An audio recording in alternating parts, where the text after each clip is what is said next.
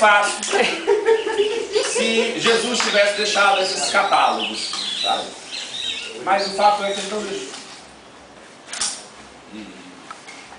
Então eu procurei, mexi, li. Nada que se pareça com um manual para a gente saber qual é a relação sadia com Deus que se encontra nas páginas do Evangelho na boca de Jesus. Os dois textos mais aproximados sobre isso foi o de Mateus, onde Jesus vai ensinar o Pai Nosso. É um aproximado sobre uma possível fala, indicação sobre uma relação com Deus. Começa nesse texto aqui da oração do Pai Nosso, quando ele diz assim: quando orares, não sejais como os hipócritas, pois que apreciam orar em pé nas sinagogas, nas esquinas das ruas, para serem admirados pelos outros. Com toda certeza vos afirmo que eles já receberam o seu galardão. Tu, porém, quando orares, e aí orares tem a ver com relação, vai para o teu quarto, e após ter fechado a porta, orarás a teu Pai que está em secreto. E é interessante, o Pai está em secreto. E teu Pai que vê em secreto te recompensará plenamente. E quando orares, não useis de vãs repetições, como fazem os pagãos, pois imaginam que devido ao seu muito falar serão ouvidos.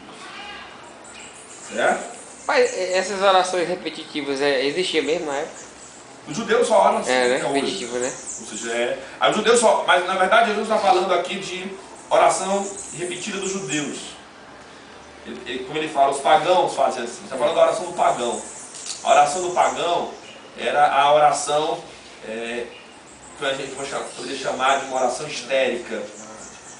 Uma oração nervosa, uma oração que pretende pela sua via de nervosismo e histerismo mexer com Deus. Parece muito com a oração, talvez, pentecostal e não pentecostal. Aquela oração que pelo grito, pelo emocionalismo posto nela, pela emoção, né? Pela emoção contida. Não é a oração que repete palavras, até porque Jesus orava repetindo palavras, conforme a tradição dos judeus em orar, recitando salmos. Certo? Essa oração do pagão, né? Do caloteiro. Eu não sei, a oração do caloteiro deve ser não orar, é fugir, para não dizer nada. Né? Me livre dos cobradores. Livre dos cobradores. E outro texto que se aproxima disso, de uma fala em relação a essa situação, é João, ainda com a samaritana, quando a samaritana pergunta a Jesus, como sendo ele um judeu, pedia a ela, uma mulher samaritana, o copo que ela estava bebendo. Essa expressão, quando os judeus não se relacionam bem com os samaritanos, não é a tradução mais adequada.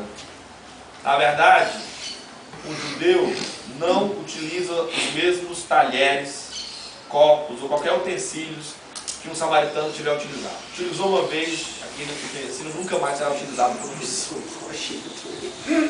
Então, se ela estava usando um material, como é que ele, que era judeu, ia tomar da água do material que ela está utilizando? Era nesse nível. E na conversa deles, ela pergunta sobre a questão da adoração, que tem a ver com a relação com Deus.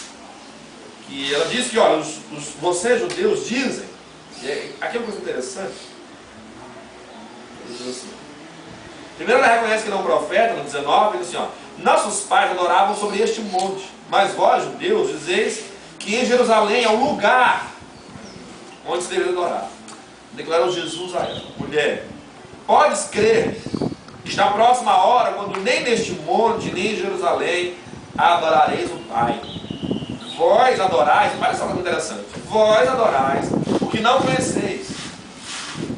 Os judeus adoram os que conhecem, o que conhecem, porque a salvação vem dos judeus. Mas já chegando a hora, de fato, já chegou, em que os verdadeiros adoradores adorarão o Pai, em espírito e em verdade. Esse verso 22 é interessante, ele diz assim, vocês adoram como os pentecostais. Os samaritanos eram os pentecostais, Vocês adoram o que não conhecem, vocês adoram não pela via do intelecto. Vocês adoram em cima do monte, fazendo um culto esotérico. Os samaritanos faziam cultos de extrema sensibilidade, pela influência que eles tinham de outras nações, e da religião das nações, eram extremamente esotéricos, então os samaritanos adoravam a Deus assim. Por outro lado, os judeus eram os protestantes, intelectuais, adoravam a Deus mediado pela lei, pela Torá, pela leitura. Eram os batistas fundamentalistas, eram os presbiterianos. Galera do pedigree, né? Era a galera do intelecto, era aquela galera que não sentia nada, era aquela galera que sabia. Então vocês adoram o que não conhecem, e os judeus adoram o que conhecem. Eis aí dois tipos de relações. Mas eu digo que chegou a hora que a relação com Deus não será mediada pelo saber ou pelo sentir. E aí ele fala do tal do Espírito e a verdade, que eu vou já me referir um pouco mais aqui com vocês. Fora esses dois textos, eu não considero nenhum outro texto suficiente para se utilizar para essa questão. Então, do ponto de vista da relação com Deus, esses são dois textos que eu considero que falam sobre o assunto. E a própria relação dele? E aí, nós vamos... No 17, que ele está descendo. Isso aí nós temos o quê? Nós podemos pensar a relação dele com Deus. Não o que ele ensina sobre como se relacionar com Deus, a não ser nesses dois textos. E a partir disso, da fala dela aqui, então, vamos olhar para ver como é que Jesus se relacionava com Deus. Que talvez pensando como é que ele se relacionava, a gente possa abrir aqui o nosso entendimento para que talvez entender o que ele considera ser a relação com Deus.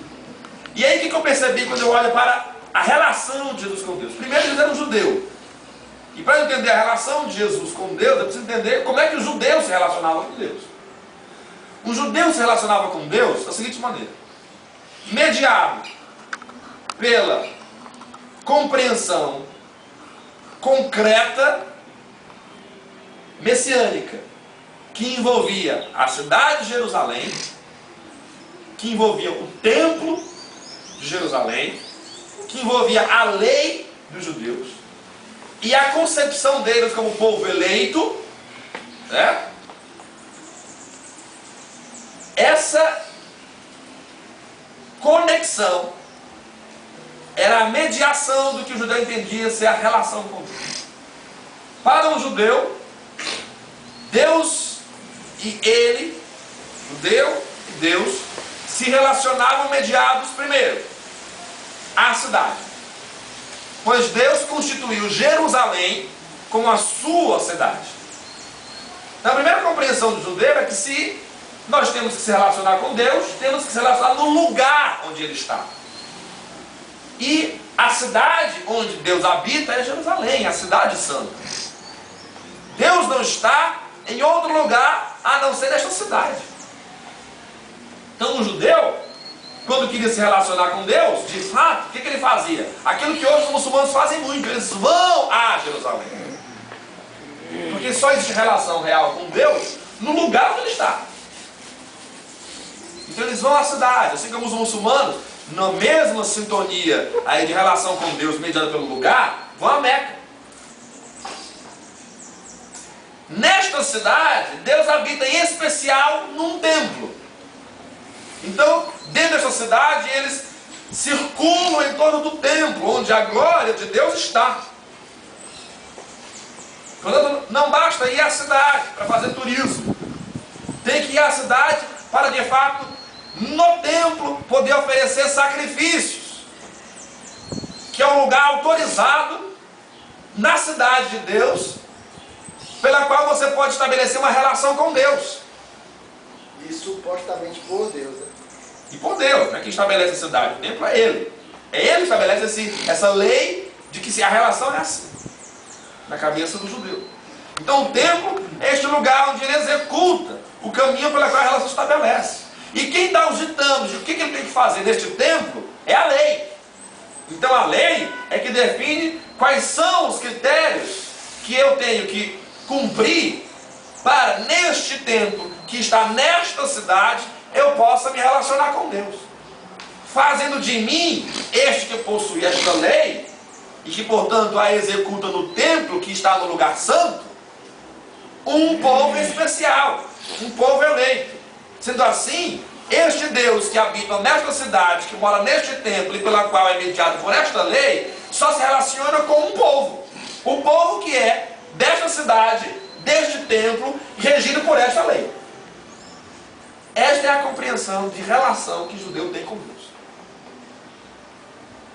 Jesus era um judeu. Aprendeu que relação com Deus é assim. Mas, o que nós encontramos em Jesus? Nós encontramos um Jesus que desconfigura toda a lógica judaica de relação com Deus. Primeiro, ele começa desfigurando e desconfigurando, ou numa palavra mais dramática, destruindo a concepção de lugar como espaço onde Deus está para mediar a minha relação com Ele. Jesus em nenhum momento exalta Jerusalém. E no último momento em que a fala dele se dirige a Jerusalém, é para fazer um lamento. Jerusalém, Jerusalém, quantas vezes eu quis te reunir debaixo de minhas asas, como uma galinha faz isso com seus filhos. E vós não quiseste. Tu que mata os profetas, né? Em nenhum momento ele exalta Jerusalém. Ele não foca Jerusalém. Ele em nenhum momento tem uma relação com Jerusalém de importância. Jesus relativiza o espaço de Jerusalém como mediação da relação. O que já é chocante demais para o judeu que pudesse estar querendo ver ele como Messias. Jesus, quando desconfigura o elemento concreto de mediação, que é a cidade, que está de concreto, eu estou vendo, ela tem um limite. Quando Jesus quebra essa concepção, a própria imagem dele como Messias se desvai. Porque o Messias seria aquele que afirmaria os elementos concretos de mediação. E símbolos, né? Símbolos não, porque símbolo remete a. Era o de judeu fato. não era símbolo, era ali mesmo. Certeza. O judeu nunca pensou pela mediação simbólica. A cidade não era um símbolo, a cidade era onde Deus habitava. É sério, né? Aí logo depois disso, podendo achar que Jesus parou por aí, não, mesmo que ele ande em Jerusalém, ele não a exalta. Mesmo que ele vá no templo, ele não faz do templo, mesmo que ele chame o templo de casa de oração e casa de meu pai, ele não faz do templo um lugar de habitação de Deus, pelo contrário, ele aponta para a transitoriedade do templo, quando ele diz, tudo isso aqui vai ser destruído, não ficando pedra sobre pedra. E para a cabeça de um judeu que vê no templo a casa de Deus, como é que alguém ousa dizer que Deus permitirá que seu lugar de habitação seja destruído por pecadores profanos? Jesus então desconfigura o templo como lugar de adoração. Na conversa com a samaritana, ele desconfigura Jerusalém e o templo. Ele disse, nem no monte, nem em Jerusalém, nem no templo.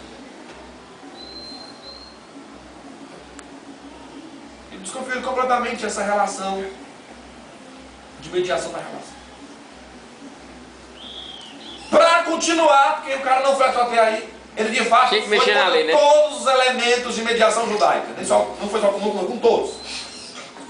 Ele se dirige à lei e relativiza a lei, dizendo que ela não tem importância quando ela não, de fato, dignifica a vida humana. Todas as vezes que a lei ou o culto não servem para a dignificação da vida, elas devem ser relativizadas.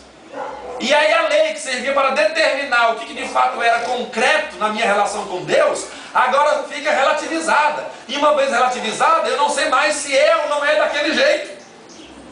Porque, ora, era pela viés da obediência do sábado que eu de fato adorava a Deus. Agora, em razão da vida humana, o sábado fica relativizado. Então eu não sei se uma vez relativizando o sábado, eu estou ou não adorando a Deus, já que a lei dizia que tinha que ser no sábado.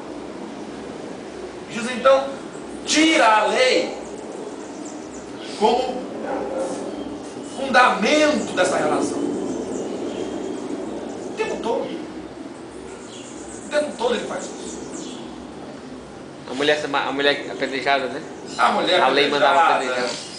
as diversas curas que ele realizou quando a lei colocava um determinado tipo de impedimento, as denúncias que ele faz à lei e a famosa expressão que ele diz: vocês não sabem que não é a obediência restrita que Deus quer, mas a misericórdia. E por fim, uma vez destruído como veículo de mediação da relação com Deus, a cidade, o templo e a lei, ele volta-se para o povo eleito e desconfigura a coisa mais cara para o judeu: se enxergarem como o povo com quem Deus se relaciona. Nós somos o povo com quem Deus se relaciona, nós e não vós. Jesus desconfigura isso.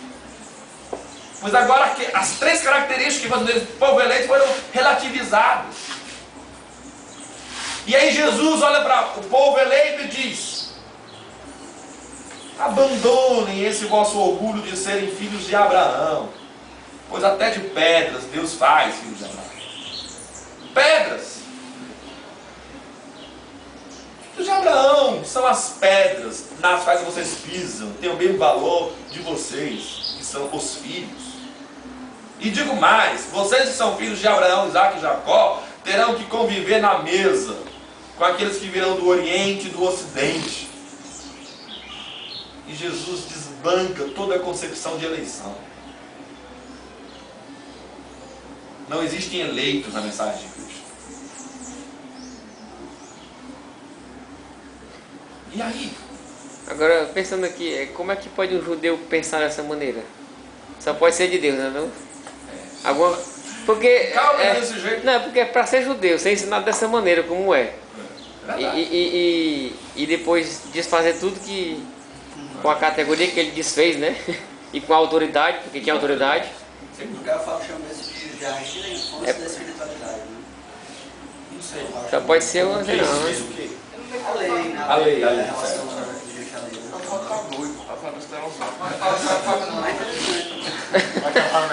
O fato é o seguinte: o fato Jesus fez isso,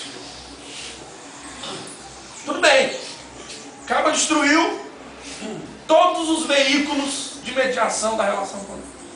Porque é uma história cultural muito forte e antiga, né? Mas a questão não é essa. A questão não é a gente focar nisso agora. A questão é: e aí? E agora? Tudo bem, não é a cidade, não é o templo, não é a lei, e não é a minha concepção de salvo ou de eleito. Então o que é Jesus? E o cara não responde. O cara não responde, o cara não oferece um substituto, o cara não substitui uma coisa por outra.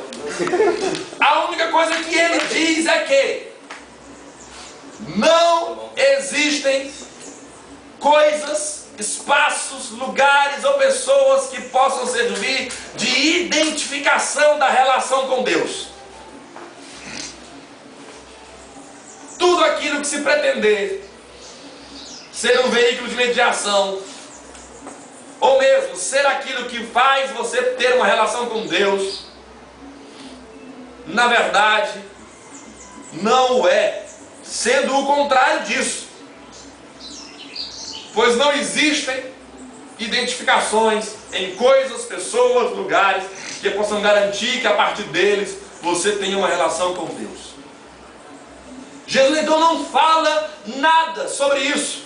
Ele só parte primeiro de uma convicção absoluta e profunda de que Deus é. Então, se Deus é, a minha relação com Ele está baseada nesta convicção profunda que Ele é. Jesus nunca filosofou, nunca teorizou, nunca questionou nada, nunca exaltou a dúvida, nunca pôs a dúvida como um caminho para descobrir a verdade, como os filósofos modernos e pós-modernos. Nunca nem Para Jesus, sobre ela, né? Sobre a verdade. para Jesus Deus é. Deus não precisava nem perguntar: será que Deus é? Será que Deus existe? Será que Deus não existe? Será que é ou não é? Para Jesus a coisa já começa de outra ordem. Deus é. Então, partindo disso, a relação do indivíduo com Deus, que não pode mais ser mediada por nada verificável, será medida apenas por aquilo que ele chamou de fé, gerando um nó na cabeça do filósofo, na cabeça do teólogo, na cabeça de todo aquele que quer a verificação. Porque o templo, a cidade, a lei e as características de um povo eu posso verificar. Mas a fé, da qual Jesus diz, está em secreto, está habitada no quarto secreto, que só o Pai, que também está em secreto, vê em secreto. Sendo assim, aquilo que de fato garante a minha relação com Ele, não pode ser verificada por ninguém, não pode ser garantida por ninguém, nem mesmo por mim, que sou o ser da fé. Restando-me apenas, não perguntas, não questões, mas uma convicção profunda que nem desbanca para o esoterismo e nem se sacia com os intelectualismos, mas que simplesmente prossegue, porque sabe que em si está aquilo que, mesmo não sendo verificado, não pode ser negado pela alma. Não pode ser negado pela alma. Pois como diz Simone Weil,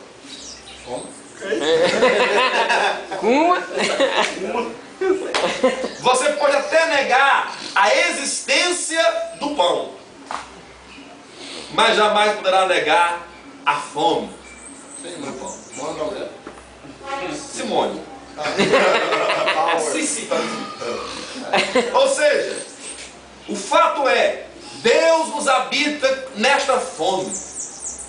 E uma vez que o indivíduo entende, não tem nem como questionar. Nós não estamos especulando objetos, mas é uma realidade que a alma sabe, mesmo que não saiba do ponto de vista das estruturas cognitivas.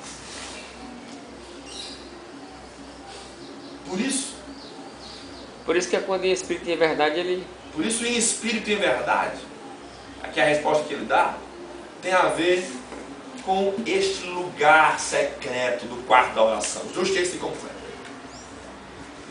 Tem a ver com aquilo que eu falei no começo da nossa reunião aqui.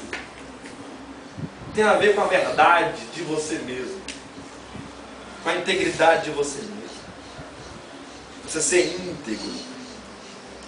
Na sujeira ou na santificação. Pois dos dois lados você pode estar adorando. A fé que Jesus exalta, ela pode até ganhar contextos físicos e concretos, mas ela não é a fé. Ali é apenas uma manifestação dela. O romano dizendo, o Senhor não precisa ir na minha casa. Não precisa ir. Basta uma palavra tua. Isso é uma exteriorização da fé. A fé mesmo está oculta. Nós não sabemos o que está no coração desse homem, o movendo, o determinando, o fazendo falar. Nem mesmo o saber dele sobre Jesus garantia o que era a fé que ele possuía. A fé é algo oculto, em secreto, que só quem está no secreto vê.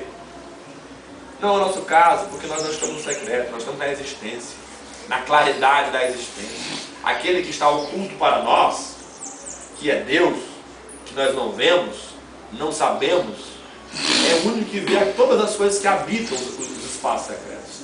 E a fé habita o espaço secreto. Então como é que a gente se relaciona com Deus? Não sei. O que Jesus disse da relação com Deus? Nada. Apenas que você não deve jamais confundir este não sei e este nada com os elementos concretos que se apresentam para mediar essa relação. Que você precisa mergulhar neste mar profundo da fé, que eu não sei o que tem dentro, que eu não sei qual é a profundidade, mas também que eu sei que não tem outra saída, porque o faraó está atrás de mim, as montanhas estão do meu lado, eu só tenho esse mar para me lançar. Eu tenho que entrar nele. Entrando nele, eu não faço a menor ideia do que é, de como vai ser, mas uma vez que eu entro, o que está me movendo, me determinando e me garantindo não são nenhum dos elementos concretos ao meu redor, mas algo que está em mim secreto, a fé. E sendo assim, é diabólico toda tentativa de definir, de cercear, de limitar de apontar a relação com Deus, qualquer tentativa em você mesmo ou no outro, de apontar, definir, cercar, limitar o que é uma relação com Deus, quem é ou quem não é que tem uma relação com Deus, isso é diabólico e é anti-Jesus. Quem se relaciona com Deus? Aqueles que se relacionam pela fé. Quem é que se relaciona pela fé? Só aquele que está em secreto vê o que está em secreto, retirando de qualquer um de nós a possibilidade de qualquer espécie de juízo em relação a quem se relaciona ou não com Deus. A ti cabe apenas me seguir, vai dizer Jesus para Pedro, quando pergunta sobre a relação de João com Deus. A ti importa me seguir. A ti importa o que tem em ti, qual é a tua, meu? É problema de ti. Porque eu sei quem tem o Cristo. Eu sei quem tem o Cristo. Eu sei em que águas profundas estou mergulhado. Mas o que eu sei para mim mesmo, porque a fé que tenho, a tenho para mim mesmo. E você? De você não sei nada. De você sei quase nada. Qual é a parte da tua estrada no meu caminho? É porque Jesus não tinha Facebook. É porque Jesus não tinha Facebook. Essa é uma boa frase para o Facebook. Eu já botou. Já botou? Tá demais, né? Jesus não tem Facebook, mas eu curto e compartilho ele. Tá certo. Então, essa é a mensagem sobre a relação que a gente vai estabelecer com Deus segundo Jesus. Resumo, Paulo concluiu muito bem. Tirou uma frase lá do Antigo Testamento e concluiu toda essa bagaça. Ele disse: o justo viverá da fé. Em outras palavras, o caminho da relação com Deus é o caminho da fé. E o caminho da fé é um caminho não definido, não mapeado, impossível de ser limitado pelo olhar ou pelo saber alheio. Por isso só Deus julgará o homem, pois só Deus vem sacar. Será que eu creio? Eu disse que eu sei quem tem o Cristo, mas posso ser pego por aquele que julga todas as coisas como um todo. Será que aquele que não crê, não crê? O que sei sobre a fé? Nada. Apenas que recebi um convite. Vem e segue. Tateando no escuro, prossigo em tentar seguir aquele que me chama, mas que não sei de onde vem e nem para onde vai. Fazendo do meu caminho com ele a própria proposta, a própria meta. Ou já não é mais chegar em algum lugar, é simplesmente com ele estar. Palavra da salvação. Glória a